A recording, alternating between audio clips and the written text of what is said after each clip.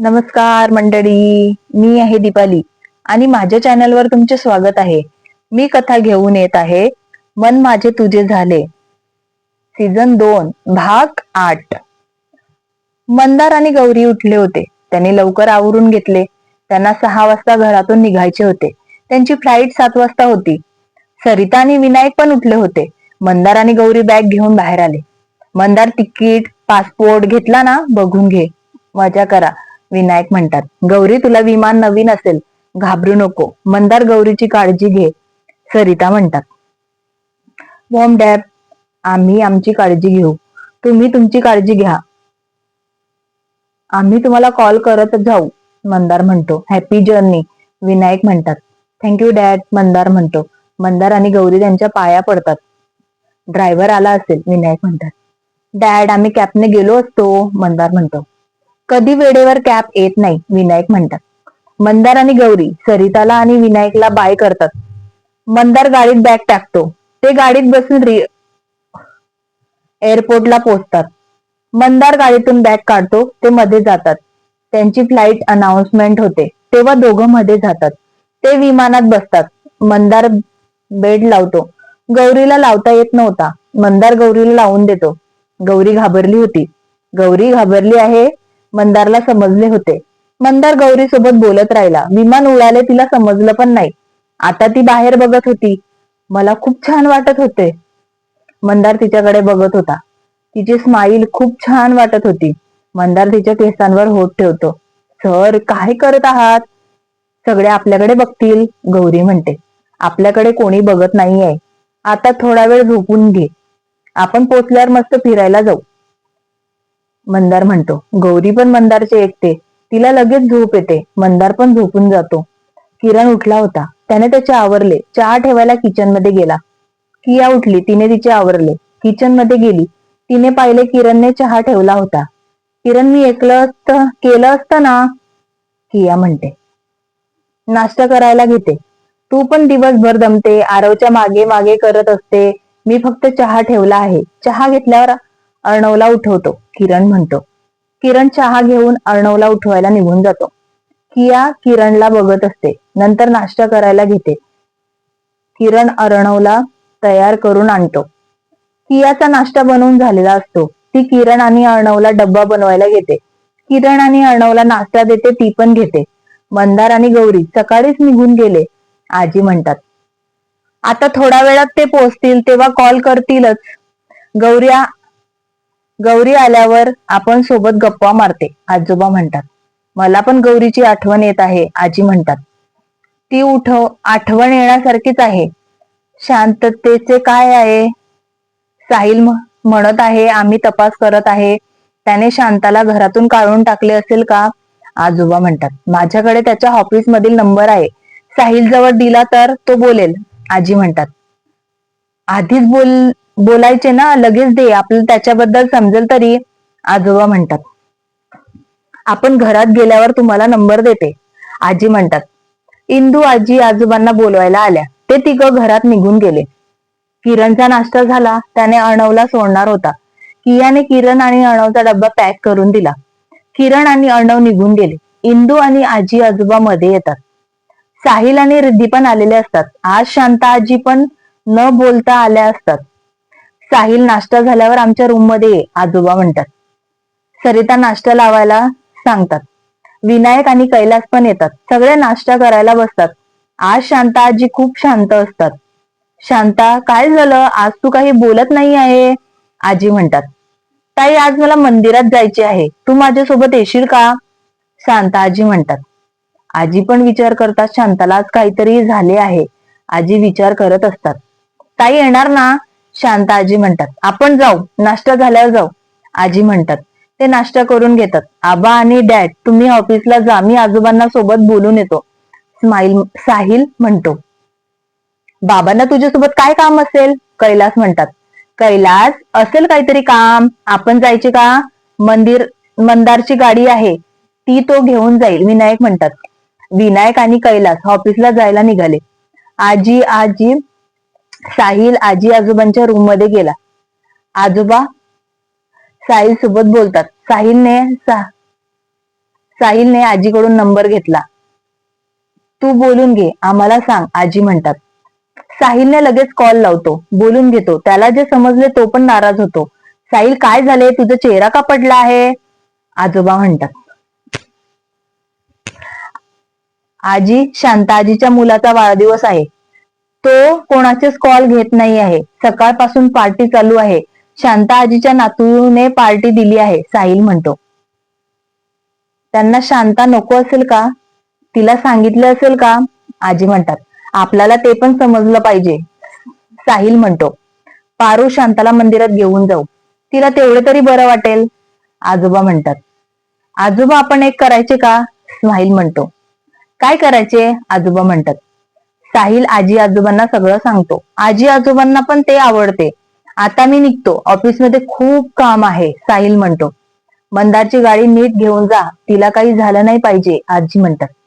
हो ग, माझी स्वीट आजी, साहिल म्हणतो. तो निघून जातो. गौरी, आपल्याला आता उतरायचे आहे, विमान खाली लँड होईल, मंदार म्हणतो. गौरी बघायला लागली. विमान लँड झाले. ते बाहेर आले. हॉटेलची कॅब तिथं आली होती. त्यांनी मंदार आणि गौरीचा असा बोर्ड लावला होता. मंदार तिथं गेला, सामान गाडीत टाकला. ते हॉटेलला जायला निघाले. गौरी बाहेर बघत होती. किती छान आहे. ते हॉटेलला पोहोचले. मंदारने बॅग काढून घेतल्या. हॉटेलमध्ये गेले. रिसेप्शनला चौकशी केली. त्यांनी चाबी दिली. नोकरांकडून बॅग रूम मध्ये ठेवायला सांगितली. गौरी आणि मंदार रूम मध्ये गेले. खूप छान अशी रूम होती. गौरी रूम बघत होती तेव्हा मंदारने जेवण ऑर्डर केले. ती फ्रेश होण्यासाठी गेली. गौरी पूर्ण रूम बघत होती. व्हाईट पडदे होते, छान गॅलरी होती. गौरी गॅलरीत गेली. तिथून छान समुद्र दिसत होता. गौरी त्याच्याकडे बघत होती. लाटा येत होत्या, वर परत जात होत्या. समुद्राच्या पाण्यात सूर्याची किरणे पडत होती. पाणी काचेसारखे चमकत होते. ते बघायला गौरीला खूप आवडले होते. मंदार फ्रेश होऊन येतो. त्याला गौरी कुठे दिसत नाही. तो गौरीला गॅलरीत बघतो. तो पण गॅलरीत जातो. गौरी, समुद्र छान आहे ना, मंदार म्हणतो. गौरी आणि मंदार बोलत होते. मंदार गौरीला मिठी मारतो. गौरीला आवडले, मंदार म्हणतो. किती सुंदर समुद्र आहे, आपण बाहेर जायचे का? गौरी म्हणते. मी जेवण ऑर्डर केलं आहे, ते करून घेऊ, मग आपण बाहेर फिरायला जाऊ, मंदार म्हणतो. मला सोडा, मी फ्रेश होऊन येते, गौरी म्हणते. मी तुला फ्रेश करून देतो, मंदार म्हणतो. गौरी मंदारच्या मिठीतून सुटून बाथरूम मध्ये निघून जाते. मंदार समुद्राकडे बघत होता. खरंच किती छान वाटत आहे समुद्राकडे बघायला, म्हणून गौरी पण एकटक समुद्राकडे बघत होती. मंदार विचार करतो. दरवाजा वाजतो. मंदार उघडायला जातो. मंदार दरवाजा उघडतो तर वेटर जेवण घेऊन आलेला असतो. मंदार त्याला ठेवायला सांगतो. वेटर ठेवून निघून जातो. गौरी पण फ्रेश होऊन येते. गौरी, जेवण करून घे, मंदार म्हणतो. मंदार आणि गौरी जेवण करतात. सरिता, मंदार, गौरी पोहोचले असतील का? आजी म्हणतात.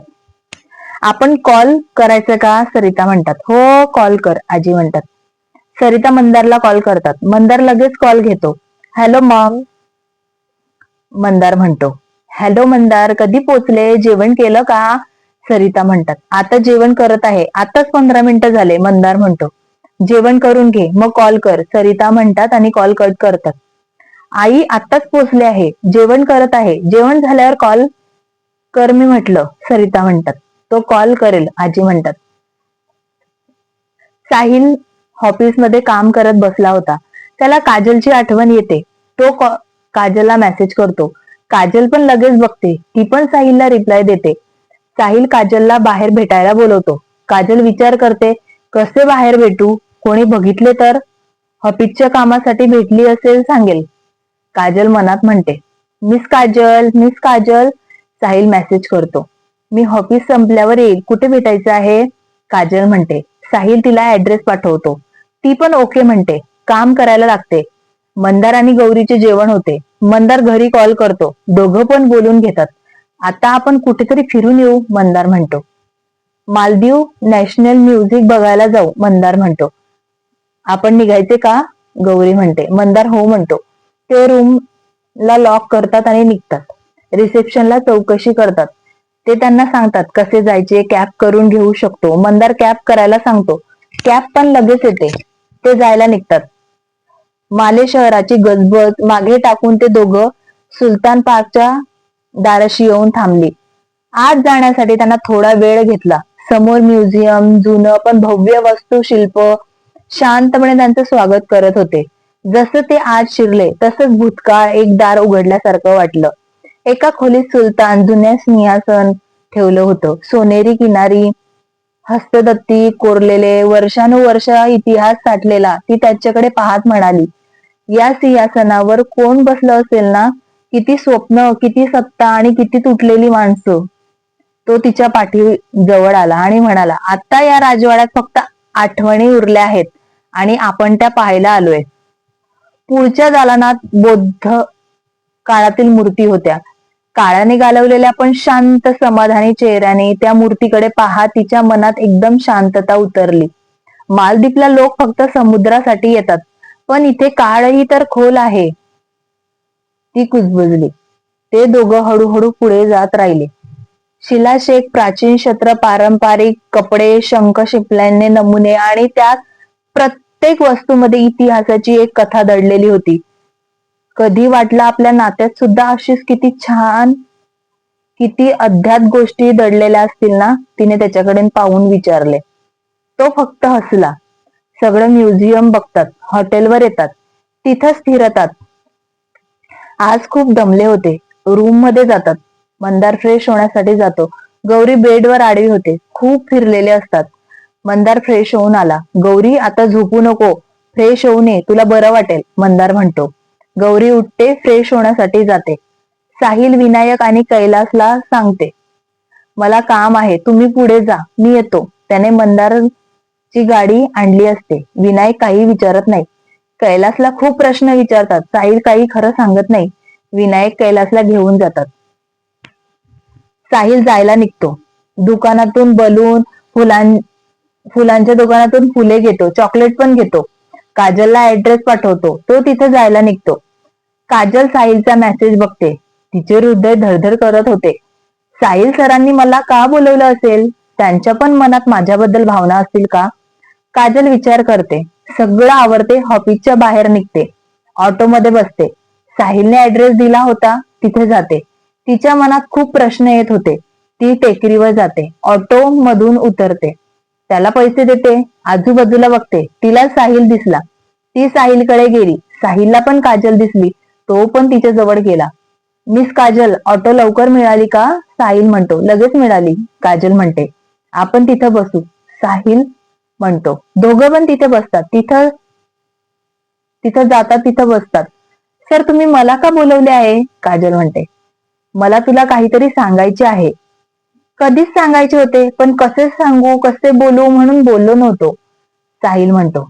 सांगा ना, काय सांगायचे आहे? काजल म्हणते. साहिल उठतो, गाडीजवळ जातो. काजल पण साहिलच्या मागे जाते. साहिल गाडीतून फुलांचा बुके काढतो. काजल जवळ येतो. मिस काजल, तू मला खूप आवडते.